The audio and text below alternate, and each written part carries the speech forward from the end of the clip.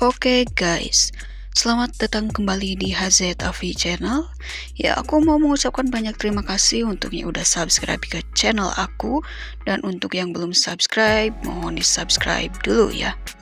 Oke, jadi sekarang aku mau bahas partai dari Anies Giri versus Magnus Carlsen. Di sini Anies Giri memegang buah putih dan Magnus memegang buah hitam ya.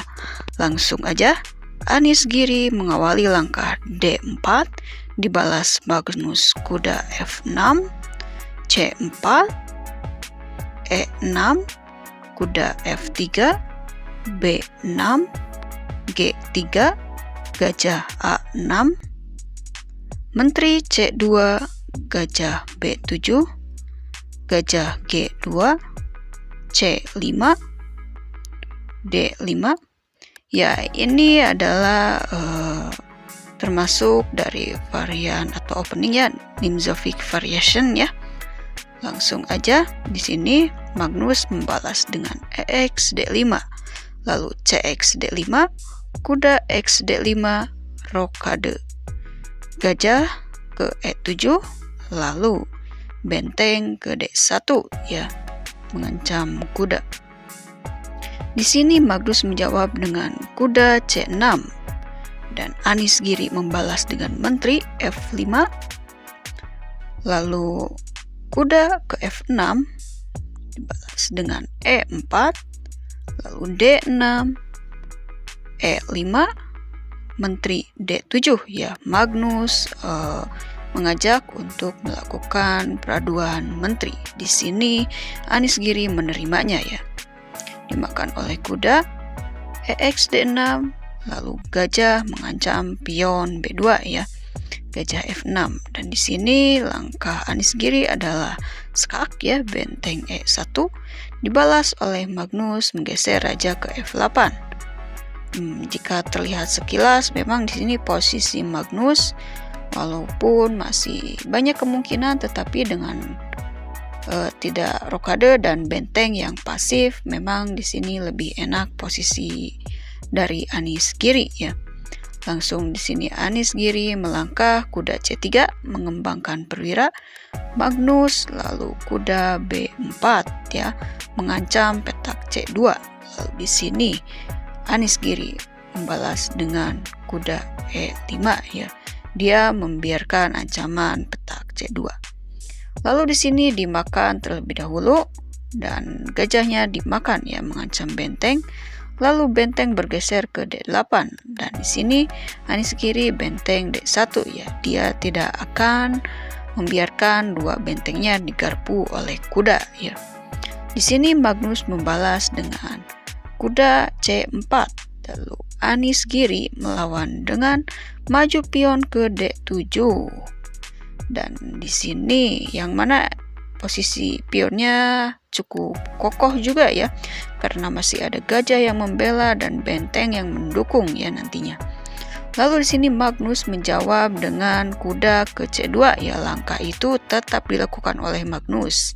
Lalu Anies Giri menggeserkan benteng ke B1 dan Magnus kuda D4 ya, kudanya di D4. Dan di sini Anies Giri membiarkan pionnya ya, dia lebih memilih mendobrak B4. Dan di sini jawaban Magnus adalah benteng X D7 tentunya ya, pionnya gratis dan berbahaya juga pion sudah di depan seperti itu. Dan di sini Anies Giri menjawab dengan gajah D5 dibalas dengan kuda D6. Lalu Anies Giri memakan pion C5, dimakan kembali, lalu gajah ke A3 ya, mengancam pion.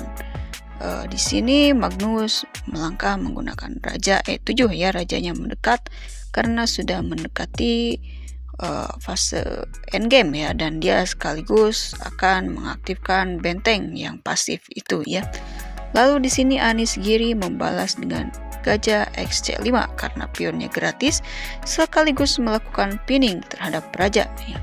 Lalu di sini Magnus membalas dengan mundur kuda ke E6 Anies Giri. Gajah B4 mundur, lalu A5 diusir, dan dimakan oleh Anies Giri ya. Lalu di sini Magnus melangkah benteng C8 dibalas oleh Anies Giri. Kuda A4. Ancamannya adalah di petak B6 ya. Di sini posisi Anies Giri cukup baik ya. Perwiranya aktif semua untuk menyerang, dan di sini Magnus belum melakukan serangan tetapi dia masih mengatur posisi dan tentunya menahan serangan dari Anies Giri. Lalu di sini Magnus menjalankan kuda C4 lalu dibalas benteng C1, gajah E5 dan gajah B4 skak. Ya, ini posisi Magnus sudah cukup tertekan ya. Lalu raja ke F6 dan di sini adalah bermain kuda C5 ya. Lalu dimakan oleh kuda, dan ini adalah langkah Anies Giri ya. Benteng memakan C4 lalu dibalas. Magnus mendobelkan benteng ke C7. Anies Giri melangkahkan gajah A5 ya, dan di sini Magnus Carlsen menyerah. Anies Giri memenangkan pertandingan karena memang benteng itu akan kena ya kualitas, dan posisinya pun lebih baik Anies Giri. Di sini Magnus harus mengakui keunggulan dari Anies Giri ya. Oke, jadi segitu dulu yang bisa aku bahas. Kalau ada kesalahan ditulis aja di komentar, atau kritik dan saran aku pasti baca dan aku pasti terima untuk menjadi lebih baik lagi ya. Oke, terima kasih untuk yang udah menonton. Jangan lupa di subscribe. Bye-bye.